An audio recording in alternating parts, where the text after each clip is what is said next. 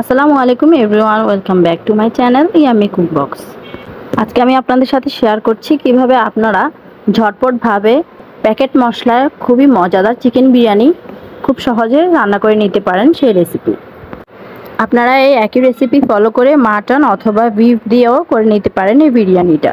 তো প্রথমে লাগবে টক দই। টক দই যদি বাসায় থাকে তাহলে তো দিবেনই, আর যদি না থাকে তাহলে আমার এই টিপসটা ফলো করতে পারেন। একটা বাটিতে 1.5 কাপ কুসুম গরম পানির সাথে আমি 3 টেবিল চামচ গুঁড়ো দুধ নিয়ে মিক্স করে নিচ্ছি ভালো করে।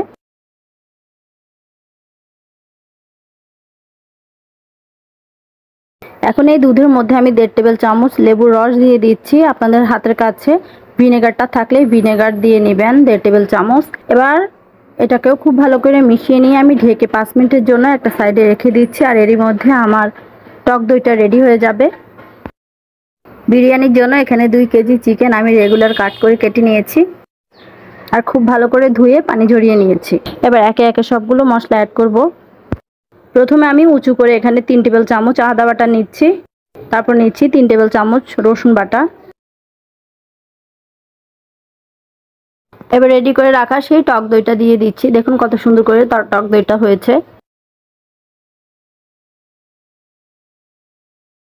এখানে রেডিমেড 2 প্যাকেট আমি বিরিয়ানির মশলা নিয়েছি, সেটা দিয়ে দিচ্ছি। আপনারা আপনাদের পছন্দের ব্র্যান্ডের বিরিয়ানির মশলাটা নেবেন। 1 কেজির জন্য 1 প্যাকেট, 2 কেজির জন্য আমি 2 প্যাকেট দিচ্ছি এখানে।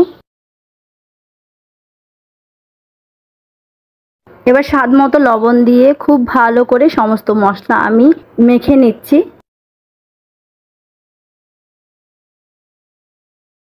এবার ঢাকনা দিয়ে ঢেকে একটা সাইডে বাটিটাকে রেখে দিচ্ছি। এখন চুলায় চলে যাচ্ছি। চুলায় একটা প্যান বসিয়ে 1.5 কাপ তেল দিয়ে দিচ্ছি। তেলটা খুব ভালো করে গরম হয়ে গেলে এখানে দিয়ে দিচ্ছি আমি 1 কাপের চেয়ে একটু বেশি পেঁয়াজ কুচি।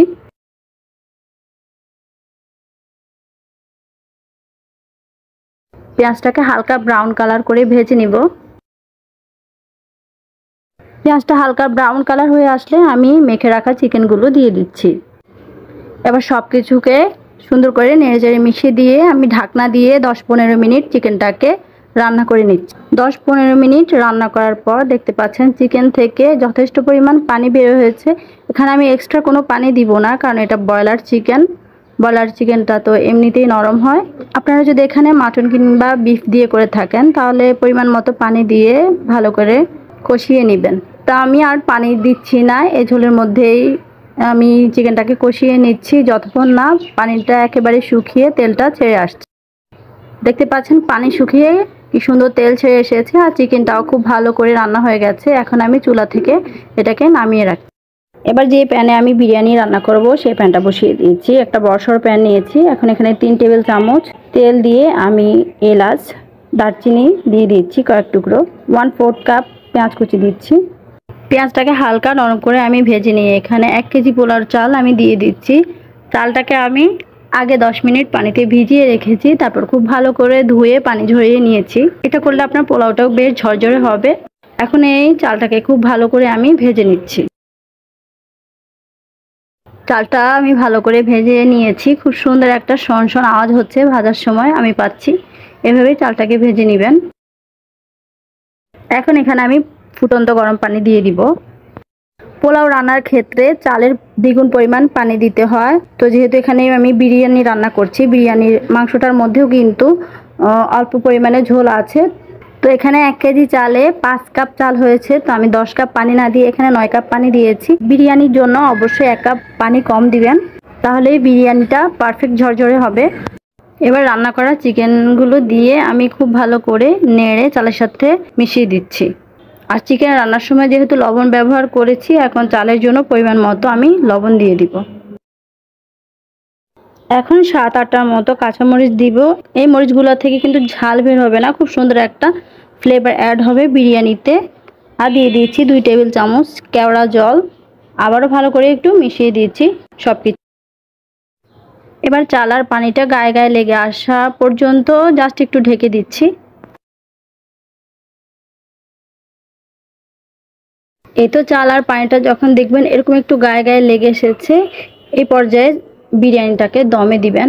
এখন আমি বিরিয়ানিটাকে দমে দিয়ে দিব। ঢাকনা দিয়ে ঢেকে আমি চুলার আঁচটাকে একেবারে লো করে দিয়ে 15 মিনিট এটাকে দমে রেখে দিচ্ছি। আপনাদের পাতিলের নিচটা যদি পাতলা হয় তাহলে আপনারা একটা তাওয়া ব্যবহার করতে পারেন নিচে।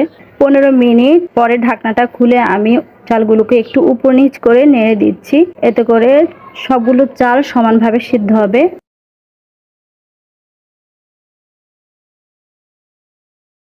সুন্দর করে নেড়ে চালের উপরটাকে এভাবে একটু সমান করে দিয়ে আমি এখানে 3 টেবিল চামচ ঘি দিচ্ছি। আপনাদের হাতের কাছে ঘিটা থাকলে অবশ্যই দেওয়ার চেষ্টা করবেন, এতে করে বিরিয়ানির স্বাদটা দ্বিগুণ বেড়ে যাবে। আবার ঢাকনা দিয়ে আমি 10 মিনিট দমে রাখছি এটাকে।